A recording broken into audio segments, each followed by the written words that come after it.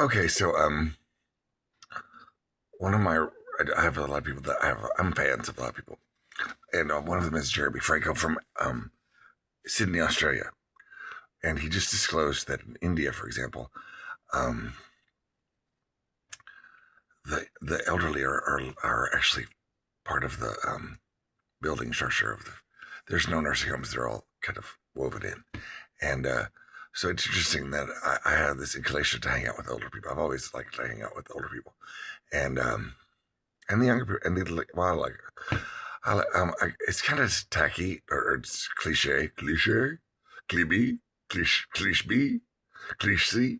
It's cliche that I really like the Roy Rogers concept, where he said that he's never met someone that he says it real kind of basic. Does he met anybody that he doesn't like? Well, I can say that too, but also that I've never met anybody that I didn't learn something new from. And I notice when I sit next to people, I notice their details and their experience and their point in their experience, and I kind of touch base, say hello, and then I can see the electric in their eyes and recognize that we're all on this planet together. And I've never met the same person twice.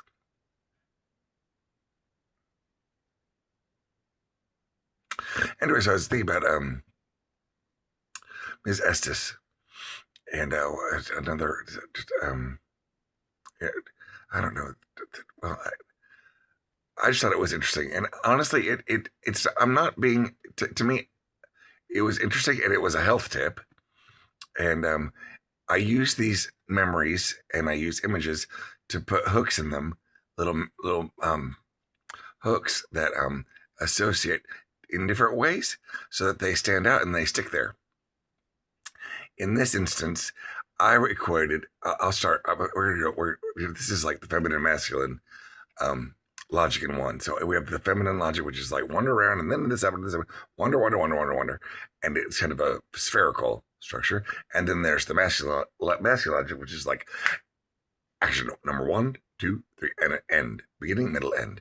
And the female logic is more spherical and holistic and cybernetic and systemic, and we know how to, for example, while we're boiling the water for the coffee, we can think about the grocery list, and we know that the mail is coming at 2, and that this is the day that Bobby's got his cello recital at Greenville Junior High, and the husband unit has to have his shoes polished for his big presentation today, and Linda has her birthday party with Sarah at 3.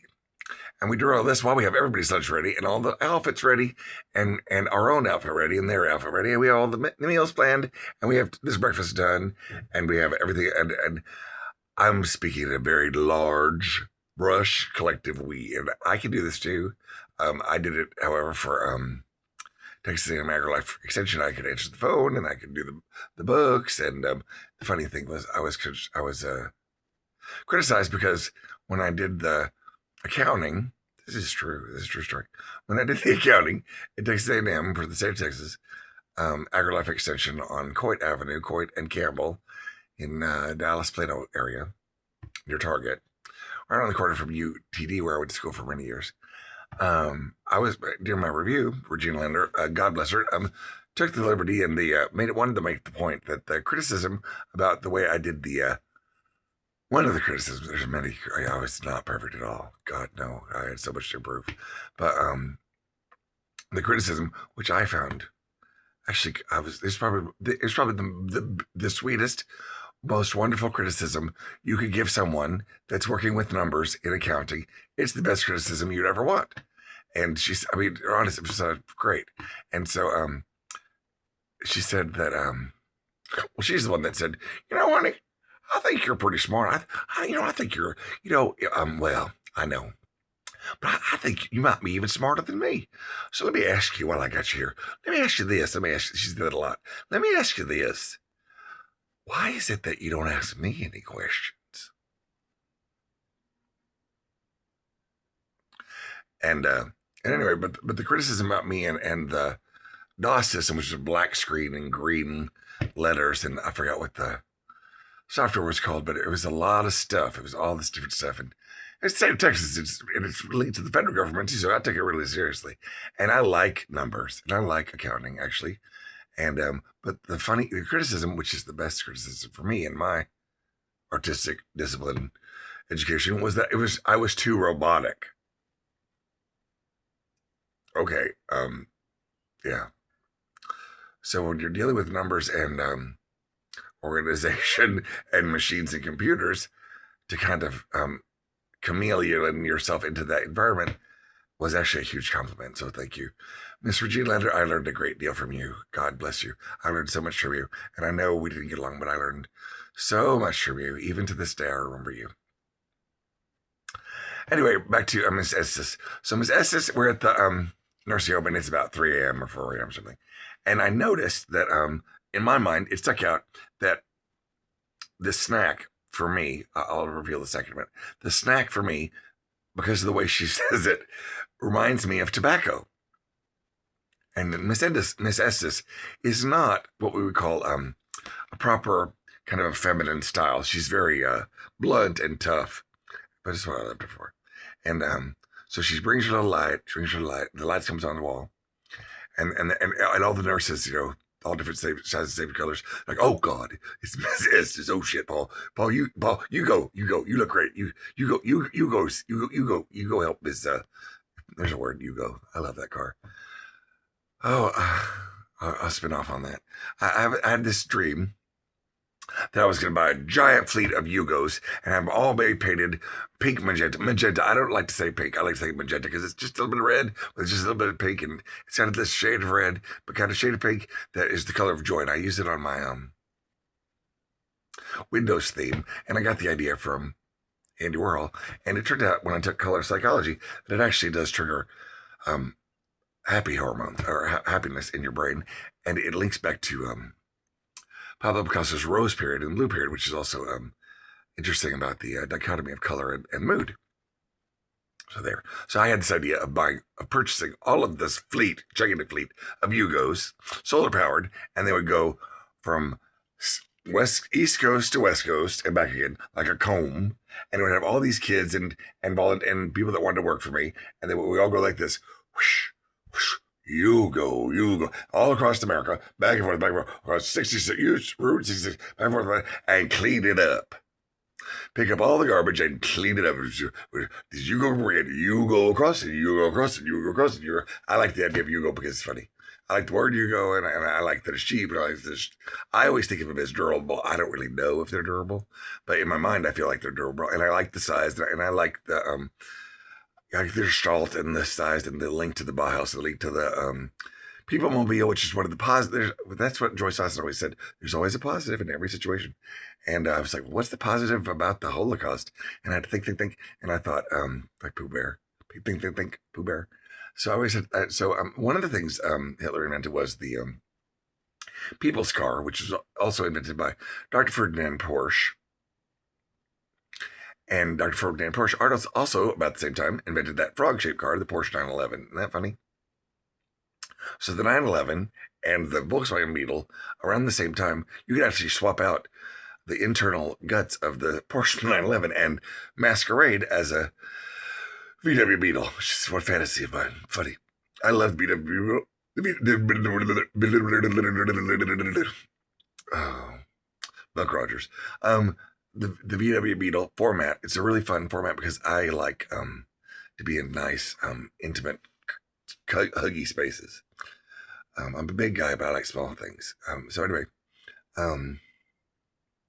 so Miss Estes, I have to go see her, and the girls are all like up in arms. So, oh, it's scary old Miss Estes. You go see her, boy. You go see her. So I go see her, and I kind of tiptoe in, and she's asleep, and she's like all crouched down because she looks like Gollum. She looks like Gollum. She has that kind of Gollum look. And I come up to her and I say, Miss Estes, what is it that you need, ma'am? And she says, and again, it's always this thing. And she's and you remember what she says. That's why I thought when she hit me in the head that she was going to say something. And she said, "Give me something to chew on." And I was like, wow, what? Like, oh my God. Okay. Yes, ma'am. So I go back out to the nurse's station. And I say, okay, she wants something to chew on. And I'm like, what could it be? Could it be gum? Could it be a corn cob? Could it be, you see her, you think it's a corn cob. Or maybe tobacco. I don't know. I think, what chew on? What am I, gum? Nicorette? I don't know. And do you know what it turned out to be? This really stuck in my mind because the way she said it and then and her style stuck in my mind because the first thing I thought was tobacco skull, you know, um, beech nut. I don't know. I thought of something like that, and it stuck in my mind that it turned out the nurses had devised this way of taking this kind of like hard and chewy, crunchy granolas, mixing them together and making these little and slicing them up into little cubes and put them in a little communion cup or medicine cup, like you're like a church, a little communion cup, and or a nose cup of coffee in these little cubes of granola. And it always stuck in my mind. And in fact, today, for example, there's a tradition in my house, me and Modus and Julius. In my house, I take my leftover supplements and medication bottles because I have extra sensitive emotions, so I have to manage them and monitor my moods and blood pressure. And I have a lot of it. Oftentimes, I have extra bottles left over. So I've taken to the practice of using my grandmother's idea of, oh, we're in church. I brought you some M&Ms and I've got little cookies in here. And yes, and I have this little bottle of, what I done about it? I got this little bottle of water for it. It's in my purse. And if you be good and you have a little sip of water, you do a little drawing and we'll get through the service. Okay, I know it's long. He likes to talk. He's from Harvard. He talks a lot. But we'll get through it and we'll go to First or Dairy Queen. Where do you want to go? Where do you go? Well, we'll see. Okay. Depends on when the Baptists get there and if it's crowded. And I don't want to see her because I've seen her before. So, or we're having, well, you know how she is. Okay. So, you just sit there and you sing when you sing and you try to look forward and don't be dropping your head. Okay. Don't be dropping your head. Don't be knocking your head off your shoulder. Don't be doing that. Okay. Because everybody sees that. Okay. So, you just have your little sip of water and sorry, I remember that. And so, I made these, bottles. Where are they? Let's see. I don't know. Anyway, I made these bottles because I was in ceramics. That's my first thing. Was my first pot was about, I think I was about 5 years old. I made my first bowl pot. My ceramic bowl with Jackie Zwiger at Monahans, Texas, 79756. Jackie Zwiger at the Art Center of Monahans or the Art Club of Monahans. And Howard Powers went with me there, and we did a work together. This was as an adult, and he was my teacher in fourth grade, and we did a project and we mixed our stuff together and did a collage. And mine, of course, was abstract, and his was, his is very realistic and organic and sensitive. And just watercolors. He's really sweetheart, but he's tough. He's super tough, like stainless steel shoji stuff. Tough. Like he does not put up with anything. And the other and that's the same institute or the club where I would take summer classes with Jackie Zwiger, and that's where I first learned the color wheel. So it goes like this. So there's a color wheel, and it goes red, yellow, blue, and it's like a triangle, and then in between are the secondary colors. And yes, it looks like a Chinese checkerboard Star of David. Just happens to, but don't forget about that. So there's no religious thing. There's no witchy thing. It's just a fact. So it's like a circular rainbow, and so that in between the triangles, so there's this triangle, red, yellow, blue, and then there's another triangle superimposed. Can you visualize it? I'm not doing PowerPoint. There's because I want to do this at a campground. I want to be able to do this at a campground. So there's another triangle of colors equidistantly apart on the same geometric circle like a watch. And this is Bauhaus information. I came up with an acronym for the Bauhaus: business as usual, heard, acknowledged, understood, sustainability. And you can swap out heard for HEARD or HERD. Are you with me? Business as usual, heard, acknowledged, understood, sustainability. Because the Bauhaus artists were actually in favor of life and space and our connection to our heart and the earth and nature and human beings. And they were worried about the advent of the Death Star, the cloche, the clock, the train coming, the structure of the chopping up time into I've got 10 minutes until my train arrives, and I have to be at work and no more siesta, no more prayer time, and no more long expenses of time, and no more time for leisure and family time, and always this work, like it's factory work. And they were really concerned about that, so they were trying to. They're really they're the Jedi, so they were trying to unite those notions of ceramics, which links the circular planetary motion of the planet itself with the moon and the gravitational forces, because all of those, believe it or not, all of that is contained in the construction of a tea bowl. Tea bowls are kind of magic because when you make a tea bowl the real way, the old way, they're kind of muddy and they're not really necessarily precise, and so it's kind of like a tornado, kind of like a gelatin tornado that you kind of like have to be very gentle and kind of create kind of like this rectangular in your mind, a kind of a rectangle room for the tea liquid to sit in. You want kind of a level ground sea floor, and then you want a wall to hold the liquid, and then you want kind of relatively, you want a rolled rim, roll that beautiful bean footage. You want a rolled rim, roll that beautiful bean footage. Did you understand that? Roll that beautiful bean footage. I couldn't stand that commercial. Anyway, but I kind of like it anyway. But it's like a love-hate thing. It's an everything. But anyway, so you have to roll the rim, and then you make this kind of this shape here, and you have to like focus, and you have to focus all the way through your spine from your spine to your sitting. I usually make my pot sitting, and I preferred because I learned originally on a kick wheel, and there's a lot of gravitational force that goes into it. So you're kind of sitting there like you're in traction because your legs are up on this thing. It's kind of weird. So your legs are up in traction because we had the ones that Interlaken, not Hogwarts. Interlaken, we had our feet up like this, and we would kick the wheels, and we would all talk, and they would say things like, "Oh, honey, you should leave him. They're all the same. He's doing that again. No, just leave him. No, it's over. I'm telling. How many times do we have to go through this? Have you read? Have you read the Bird of the Karamazov lately? You know where I am. Well, I'll talk about it later. And then I am really, really, really involved with Joyce right now. Really, Joyce? I'm thinking Joyce. Really? Are you ever to think James Joyce? Oh, of course. Oh, James Joyce. Really, the portrait of the artist of the young man. You know, it starts out with a cow. It's just amazing. Personal mythology. PM. Personal mythology. Everybody's gonna develop. You got to develop. It's the way. Personal mythology. Diane Wachowski. Toward a new poetry of sight, sound, image, format. Toward a new poetry. It's the feminine logic system of poetry. Toward a new poetry. Diane Wachowski, Personal Mythology. And in that book, it makes me cry. In that book, she writes and she talks about. Okay, so I'm going to explain to you. She just kind of tells you. I'm going to explain to you kind of the process of creative writing and the effects of form and content, which we're all dealing with now, like this format, and then my content, and then hopefully it's going to get to you. And but she's really honest and sweet and just and direct, and she's magic. And so she writes this kind of magic book called Toward a New Poetry. It's from Michigan Press, I think University of Michigan Press. I've had several copies of it, and they always get wet. They get rained on. It's funny, kind of magic.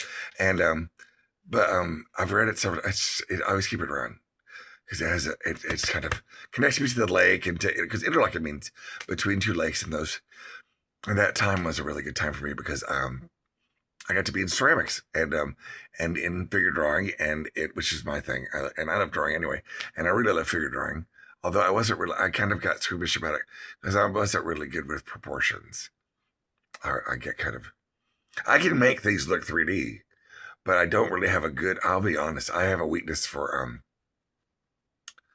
kind of I gotta get exaggerated. So like I'm really sensitive. So for example, the latest drawings I did that got destroyed were of this woman. It was a woman in Bethlehem, Pennsylvania, that I was working with after my presidential scholar candidateship that failed. But I did get the essay written, and I did get to share it with Yale and Carnegie Mellon, and it did make a lot of impact underground, and it did get finally published. at academia.edu as The Story of the Grid and the Emergence of the Cybernetic Art Matrix. So it wasn't really all a failure, but at the time it was kind of devastating. And at the end of that assistantship at Philip Grossman in Washington, Connecticut, on the bus, you go to New York every weekend. I took a bike to this little community center with all these wonderful old people. See, I love old people. These old people, and we would draw the figure, and I use crayons, and I like, because they don't smear, and I can make them look like a Conti crayon and charcoal, but they don't smear. So I would take the skin off and make shaded, and I used like a lot of kind of sepia tones, so it would have that Leonardo kind of Michelangelo looks like, kind of like the maybe at worst the maroon, but usually like a brown or brick red and brown brick red and clay colors like that. Rarely black, sometimes black, but rarely black. But usually like the kind of clay red clay colors, because that's what I remember from Interlaken. And it's just easier because crayons are less expensive and easier. And I like Conti crayon, don't get me wrong. But Conti crayon is more awkward, and it gets dirty, and it's in a little box, and you can use it right up into a little chip. And it's the ancient way, and it really is really wonderful. But Bien Fang, 64 bucks of crayons, makes my heart sing. So much. That's my personal mythology. Put them back in the box. Actually, David Byrne wrote a song called Back in the Box. If I don't make no decisions, then I won't make no mistakes. So I'm going back in the box, back in the box, back in the box again. It's kind of a good command system for a creative whose thoughts and you get too external and you start to exchange and disclose too much, and then you get in trouble because they get offended because they're shocked by because you have so much experience and you're kind of sketching it out. And they're not ready for that. And so he's really like my father. Back in the box is a good notion for me because it's kind of like come back and go back into your lab and figure it out. Don't release that yet. It was a really good mantra, back in the box. So yeah, so this is we're at 22 minutes, God. So the Estes thing that I learned was give me something to chew on, and that there were cubes of granola bars, usually plain oat granola bars that were in my mind, her healthy version of tobacco. And that linked me to create my own personal mythology, decorated, recycled supplement bottles that I colorfully designed different things. And I think, yeah, I do. Thanks, Shaggy. So here's one. This is my caffeine tablets. See, that's a Bauhaus design. This is my caffeine tablets. So if I'm out and I don't have money for coffee, I'll take half a caffeine. And I have to be really careful with it because I'm really sensitive, and it can make me like, we have liftoff. It can make me that bad. Houston, we have ignition. We have liftoff. We're about to pierce the ozone layer. It can make me that. It can make me really pronounced. So I have to be very careful with it. But it does lift the mood if you're a little bit depressed or oppressed or professed. Yeah, I came up with that thing too. Like I wrote that depression and profession are pretty much the same thing, because God knows we work too much. And that's why I came here to France, to kind of, because it helps my structure of, because I like semiotics and I'm connected to Rodin and for my history books and my childhood studies, and Rodin and Brancusi is linked to Rodin. Brancusi was Rodin's assistant, and I like Rodin, but I'm kind of squeamish about him because of what he did. And I love Camille Claudel because she did the hands and the feet for Rodin, legendarily, and but he was really mean to her, and so I have this funky vibe about that. And I love the thinker a lot. I like Balzac. I think his sculpture's Balzac. I love Rodin a lot, but I have this funny feeling about him because I've been to his garden museum several times. I like that notion of a garden museum, but I don't like. And I kind of have a love-hate relationship. I have a lot of love-hate relationships with the gates of hell. They're beautiful, but it's kind of, I miss the gates of hell. Why would you want to go visit that? And so I've been wanting to go to the Pompidou, but it's closed indefinitely. So that's kind of like put the glass wall of hesitancy to go there. And Brancusi's studio there is there, and it makes me cry, but it's beautiful. but it's frozen in time. So you walk around it like an aquarium. When you go in, there's a loop. It's a square, and there's a loop. It's a rectangle building, and there's glass panels, and you look at it, and you can see the space. And he wasn't really just he was a design. He was cybernetic.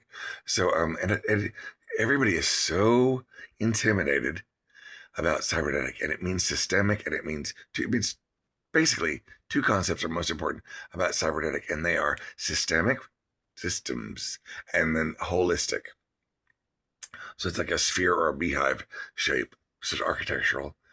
And one of my shapes that I like is, of course, the grid, the matrix, the grid, the graph, compartmentalization system, row of columns and rows and columns. Rosie Collins. That's a good name for a character. Rosie Collins. Rosie Collins worked at Barnes & Noble and knew where everything was. Rosie Collins, we called her. That's a good name for a character. Just put that in a puppet show. Rosie Collins, are you here today? Yes, I am. Please don't. I'm on my break, and don't ask me where nonfiction is. Do you hear me? Don't you dare ask me where nonfiction is, okay? Oh, God. Okay, anyway, so, Rosie Collins, that's a good one. That's like another one I came up with when I did this cartoon, comic book about electricity. And one of the characters was named Stephanie Static. And she was a mixture of Darth Vader and Conky. You know the character Conky from Pee-wee's Playhouse? So she kind of had that kind of face, and she had like tape recorder, I think, on her chest, and she had buttons, and she had like a lightning hair, and her teeth light up when she would speak, and she was like Stephanie Static. Oh, that's funny. When Leslie was alive, Leslie and I came up with the name Pablo Dizia because I was learning how to type, and we didn't have internet, we didn't have texting really yet. So Yahoo Messenger was the thing.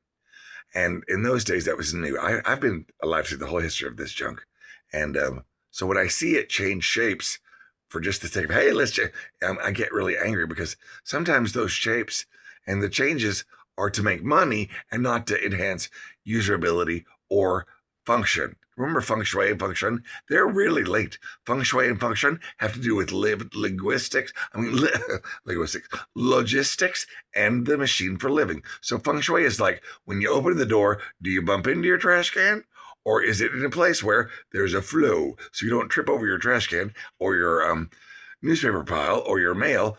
There's a flow. It's logic. So I like to link the terms feng shui and function because my fantasy is to link the East and West and the Middle East. That's my thing, is to stitch these facets of the earth together. Because it is a sphere after all. After all, it's a sphere after all. It's a sphere and there's nothing to the sphere but the sphere itself. And in any case, Diane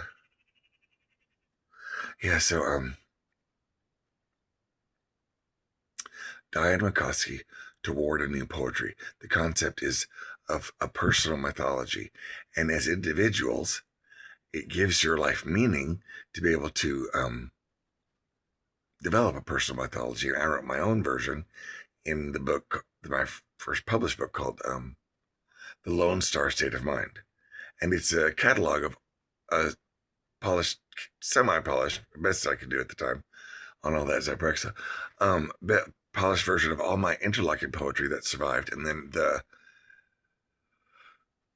Carnegie Mellon essays and poetry that survived the big explosion, and kind of put all those glittering postage stamp book scraps together with journal entries and wove it in together. And and there is a poem, and I want to mention it. I'm going to cut because I want this poem to be at the front. Okay, so this is 30 minutes. I guess we've done a chapter. Okay, all right, go back.